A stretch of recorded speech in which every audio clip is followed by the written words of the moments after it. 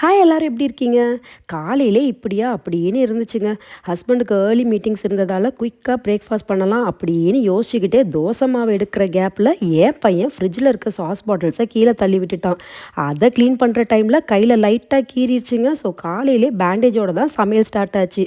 இதை பண்ணிக்கிட்டே பேனில் சட்னிக்கு ரெடி பண்ணதையும் மறந்துட்டேன். அது ஒரு பக்கம் அடிப்பிடிக்க ஆரம்பிச்சிச்சு. பத்தாததுக்கு மெயின்டெனன்ஸ் டீம் வந்து லைட்டை ஃபிக்ஸ் பண்ணிட்டு இருந்தாங்க. கிச்சன் ஒரே ரணகலமாக மாறி போச்சு. எப்படியோ ஒரு வழியாக க்ளீன் பண்ணி பிரேக்ஃபாஸ்ட் கொடுத்துட்டேன். ரொம்ப நாளாகவே ரெகுலர் சப்பாத்தி சாப்பிட்றோமே, இன்றைக்கி ஏன் ஸ்டஃப்டு சப்பாத்தி செய்யக்கூடாது அப்படின்னு டக்குன்னு ரெடி பண்ணது தாங்க இந்த காலிஃப்ளவர் ஸ்டஃப்டு சப்பாத்தி. ஸ்டஃப்டெல்லாம் டைம் எடுக்குமே அப்படின்னு யோசிக்காதீங்க, இதை குயிக்காக ரெடி பண்ணிடலாம். ஸ்டஃபிங் ஃபில் பண்ணி சப்பாத்தி போடும்போது உள்ளே இருக்கிற ஃபில்லிங் எட்டிப்பாகும். ஸோ அழுத்தம் கொடுக்காமல் தேய்ச்சிக்கோங்க. Side dish spicy cucumber raita. இந்த காம்போ சூப்பராக இருக்கும். ரெசிபி ஆஸ் யூஷுவல் டிஸ்கிரிப்ஷனில் ஆட் பண்ணியிருக்கேன், கண்டிப்பாக ட்ரை பண்ணி பாருங்கள். என் பொண்ணு தம்பி கூட ஏதாவது ஒரு கார்ட்டூன் மூவி பார்க்கணுன்னு ஆசைப்பட்டா, நான் இன்னும் பெருசாக அவனுக்கு ஸ்க்ரீன் டைம் இன்ட்ரடியூஸ் பண்ணதில்லை.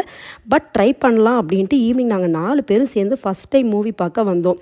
நான் கொஞ்சம் ப்ரிப்பேர்டாக தாங்க வந்தேன், இன்கேஸ் அழுதானா வெளியே கூட்டிகிட்டு போயிடலான்னு. பட் ஃபஸ்ட் 30 மினிட்ஸ் சமத்தா ஏதோ பார்த்தான், அப்புறம் அப்படியே தூங்கிட்டான். கிளைமேக்ஸில் கரெக்டாக எழுந்திரிச்சு ஒரே கிளாப்ஸ் தான். நாளைக்கு பார்க்கலாம், பாய்.